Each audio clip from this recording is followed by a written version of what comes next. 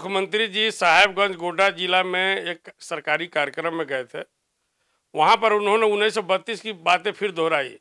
उन्होंने चीटी काटने का काम किया। उन्होंने बोला कि मैंने 1932 ला दिया, कोई खून खराबा नहीं हुआ, और जो दूसरे जो लोग लाए थे काफी खून खराबा हुआ। हम लाए तो लोग अबीर गुलाल उड़ा। मैं कहना चाहता हूं मुख्यमंत्री जी, 80% लोग आपके खिलाफ में है।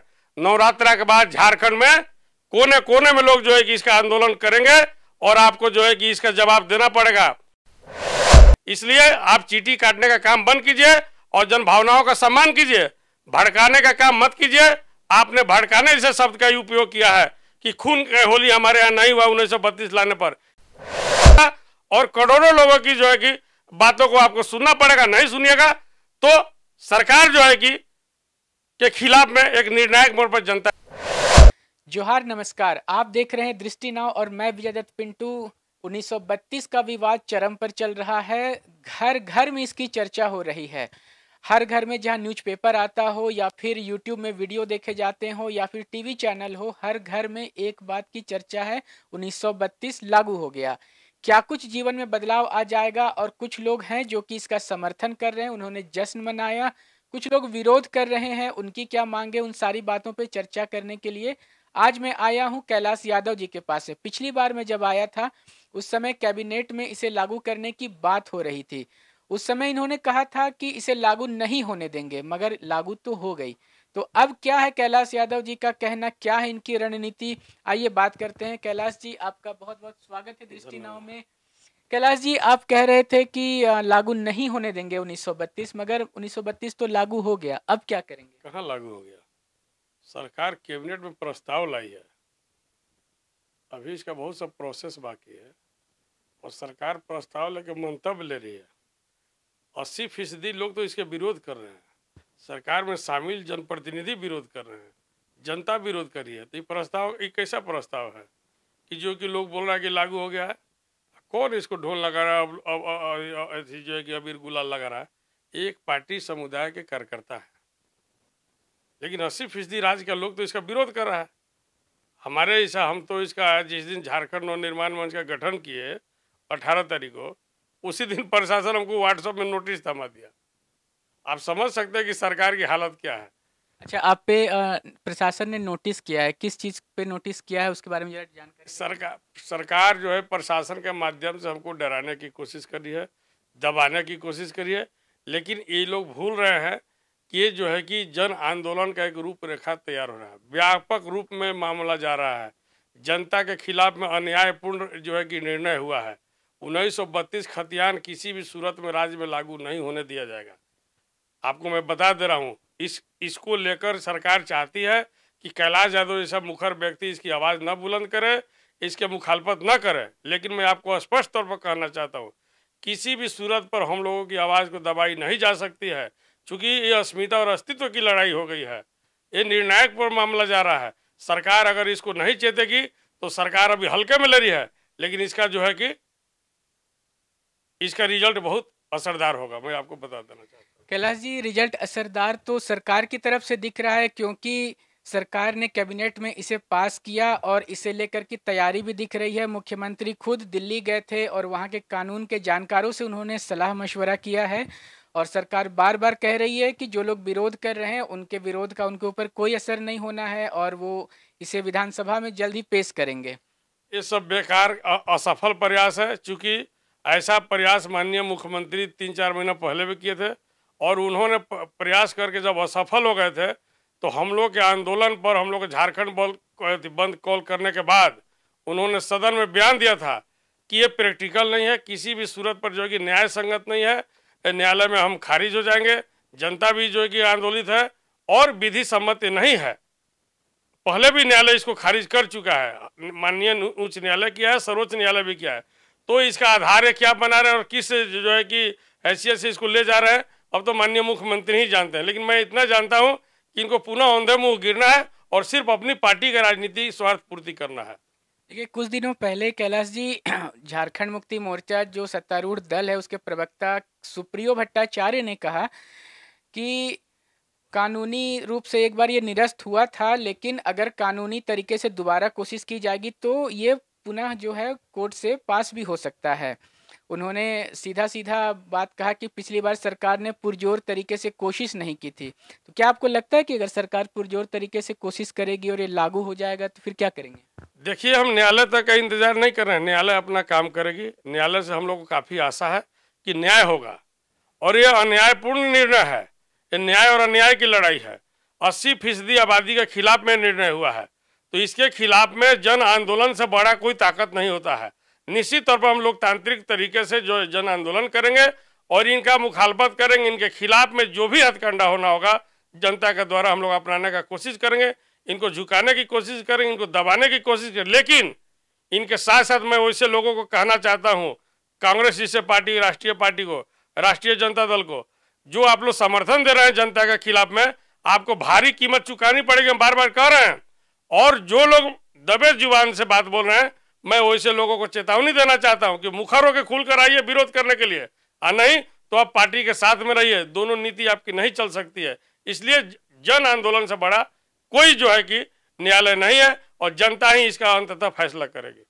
कैलाश जी, आंदोलन आपने पहले भी किया था, आंदोलन की बात आप आज भी कर रहे हैं, मगर बात है कि जो बड़ी आबादी है जिन्होंने कि रात में जश्न मनाया जिस दिन कैबिनेट ने इन्हें पास किया है 1932 के अधिनियम को, आपने भी देखा होगा कि इस इलाके में भी बहुत सारे जगहों पर लोगों ने ढोल नगाड़े बजा करके जश्न मनाया, अबीर गुलाल लगाकर एक दूसरे को बधाइयाँ दी। कैसे उनकी आवाज़ को दबाएंगे? और देखिए, मैं किसी का आवाज़ नहीं दबाऊंगा। ये लोकतंत्र है। सभी को अभिव्यक्ति की आज़ादी है, अपनी अपनी बात रखने की, करने की। और ढोल नगाड़ा बजाने वाला कोई आम जनता नहीं थे। ये एक पार्टी के कार्यकर्ता, सीमित कार्यकर्ता थे। कुछ क्षेत्रों में मनवाया गया एक सुनियोजित तरीके से। मैं कहना चाहता हूं कि 1932 का जो मामला आया, क्या राष्ट्रीय जनता दल, कांग्रेस, भारतीय जनता पार्टी, जो इतने भी जनप्रतिनिधि है, इंडिपेंडेंट हो, अपोजिशन के लोग हो, क्या सबको इसका प्रारूप ड्राफ्ट दिया गया? मैं पूछना चाहता, सबसे क्या इस पर चर्चाएं हुई, सामूहिक डिस्कशन हुई? क्या सामाजिक संगठनों को विश्वास में लिया गया? कतई नहीं। एक थोप दिया गया है, 1932 को लाकर कैबिनेट में लाकर सिग्नेचर करा लिया गया।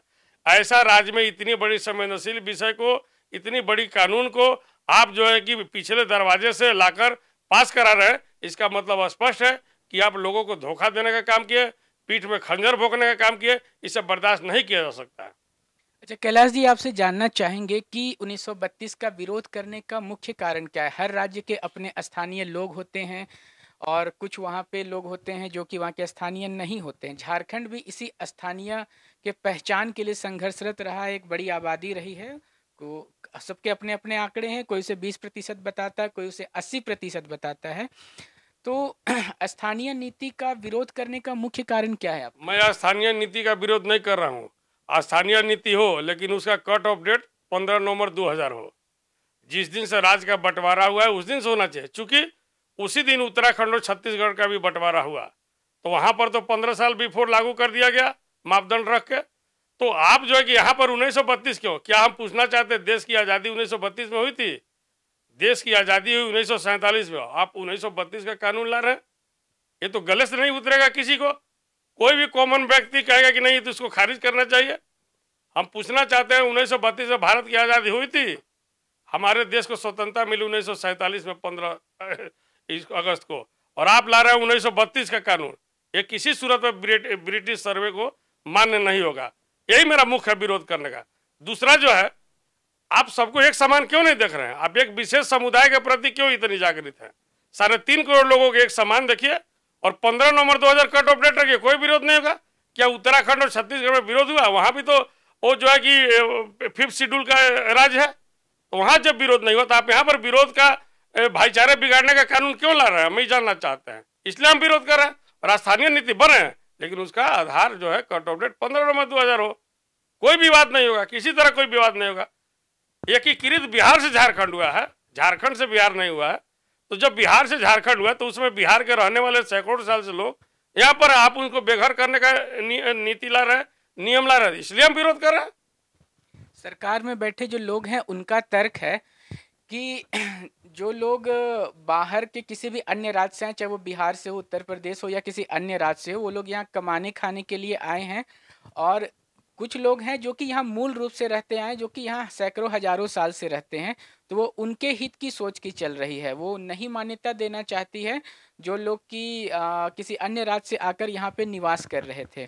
तो इस पर आपका क्या विचार है? मेरा स्पष्ट कहना है, आप आदिवासी मूलवासी की भाषा छोड़िए, सबको झारखंड वासी बोलिए, 3.5 करोड़ लोगों को झारखंड वासी बोलिए। हम आपके हैं, आप हमारे हैं। हम लोग सर, आदिवासी के नाम पे ही ये राज्य अलग हुआ था। ये जो जनजातीय क्षेत्र ये उपेक्षित था, जबकि बिहार राज्य हुआ करता था। आदिवासियों के नाम पे ही हुआ, तो फिर आदिवासी मूलवासी की वो बात कर रहे हैं, उनका वो राजनीतिक वो जो इतिहास रहा है वो उसी तरह का रहा हम है। सम्मान करते हैं, आदिवासियों के लिए कीजिए, हम अलग राज्य का मांग करेंगे। जो गैर आदिवासी 80% आबादी लोग हैं वो अलग राज्य का मांग करेंगे। अलग राज्य का मांग आप किस आधार पे करेंगे? बिल्कुल मांग करेंगे। जो कानून ने, संविधान ने जो व्यवस्था दिया है 80% आबादी के लिए, जिसको आप बेघर कीजिएगा, जिसको आप इंटाइटल नहीं बनाइएगा, तो उसके लिए तो कोई सरकार व्यवस्था करेगी। हमारा लोकतंत्र में व्यवस्था है, संविधान में व्यवस्था है, एक और राज्य का मांग होगा, आगाज होगा। इसके लिए तो हम नवनिर्माण मंच बनाए हैं। सर, नवनिर्माण मंच आप बनाए हैं अलग राज्य की मांग उठाने के लिए? बिल्कुल हमारा नहीं सुना जाएगा अगर हमको बेदखल किया जाएगा, जबकि हम यहाँ सैकड़ों बरस रह रहे हैं। हमको इंटाइटल नहीं बनाया जाएगा, हमको 1932 खतियान के आधार पर बाहर कर दिया जाएगा, तो हम तो मांगेंगे। हमारा भी तो बाल बच्चा है, इतनी बड़ी आबादी, करोड़ों लोगों की बाल बच्चा है, जिसका वोटर कार्ड है, राशन कार्ड है, आधार कार्ड है, स्कूलिंग सर्टिफिकेट है, कॉलेज का है। आप उसको बेदखल कर दीजिएगा। आप बोल रहे हैं कि उनको नौकरी नहीं देंगे, आप बोल रहे हैं कि उनको रोजी रोजगार केवल करना है। रोजी रोजगार करने के लिए लोग रहेंगे, आप उनकी शैक्षणिक साधन खत्म कर दीजिएगा, स्वास्थ्य की सुविधा खत्म कर दीजिएगा, नौकरी से वंचित कर दिए, तो वो लोग, ऐसे लोग यहाँ पर इतनी बड़ी आबादी, करोड़ों लोग रह के क्या करेंगे? इसलिए तो उनको सुरक्षा के लिए सरकार को देखनी पड़ेगी। हम भारत सरकार से, केंद्र सरकार जो प्रावधान है संविधान में, कानून में, हम मांग करेंगे। उसके तहत फिर एक से एक जंग आंदोलन होगी। जब तक नहीं पूरा होगा तब तक हम लोग आंदोलन करेंगे। कहाँ जाएंगे? जो लोग बिहार से आके यहाँ रह गए और उनका बिहार में भी अपना पुश्तैनी घर मकान नहीं रहा, सब चीज तो यहाँ का हो गया, तो वहाँ लोगों को कौन स्वीकार करेगा? सर, एक बात पूछना चाहेंगे, आप बिहार का सबसे प्रमुख त्योहार है छठ पूजा। क्या छठ पूजा आपके यहाँ होता है? बिल्कुल होता है। कहाँ पे पूजा करते यहाँ हैं? झारखंड में होता है, रांची में होता है। आपके जो रिश्तेदार है वो कहाँ पे पूजा सब लोग यही करते हैं। सभी कोई रांची में ही पूजा बिल्कुल। करते हैं? नहीं, होता क्या है कैलाश जी कि जब भी छठ पूजा का समय आता है तो यहाँ से जितने भी ट्रेन हो या बस हो जो बिहार जाने वाले होते हैं वो भरे होते हैं। और सत्ता पक्ष के तरफ से कहा जा रहा है कि जो लोग भी होते हैं वो यह कहते हुए जाते कि अपने देश को जा रहे हैं, यानी कि अपने मूल स्थान को जा रहे हैं। तो जो झारखंड को दिल से अपना नहीं सके हैं, उन लोगों की जो मांग हो रही है कि उन्हें भी स्थानीय कहलाने का हक दिया जाए, ये हक क्यों दिया जाए? क्रिएट किया जा रहा है, ये परसेप्शन नहीं चलेगा, सिरे से खारिज किया जाएगा। यहाँ आप सर्वे कर लीजिएगा कि हर जिले में, रांची, धनबाद, बोकारो, जमशेदपुर, देवघर, गिरिडीह, कोडरमा, हजारीबाग, अगर 1932 का खतियान के सबके पास होगा तो हम आपके माध्यम से कहना चाहते हैं, सरकार हमको बेनकाब कर देगी।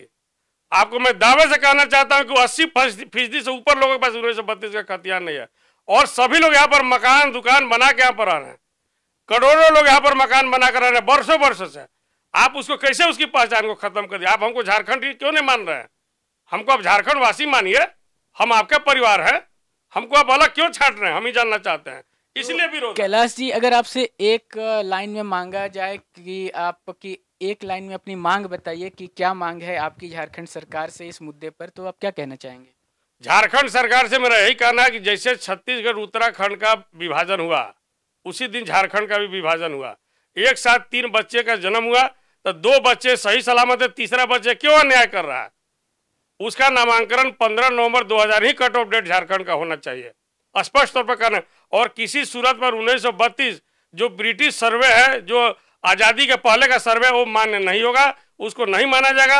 आप स्थानीयता का आधार 15 नवंबर 2000 रखिए और 1932 खारिज कीजिए। तो कैलाश यादव जी का कहना है कि जब झारखंड बना, यानी कि 15 नवंबर 2000 का जो दिन है उसी को कट ऑफ डेट माना जाए, उस समय जो भी रह रहे थे उसी को झारखंडी कहा जाए। ये मांग किस हद तक जायज़ है, इस पर फैसला सरकार को लेना है। आपको हमारी ये खबर कैसी लगी कमेंट बॉक्स में लिखकर जरूर से बताएं। हम आगे भी बात करेंगे ऐसे लोगों से जो कि इसके पक्ष में बात करते हैं। कैमरा सहयोगी रिक्की राज के साथ फिलहाल इतना ही।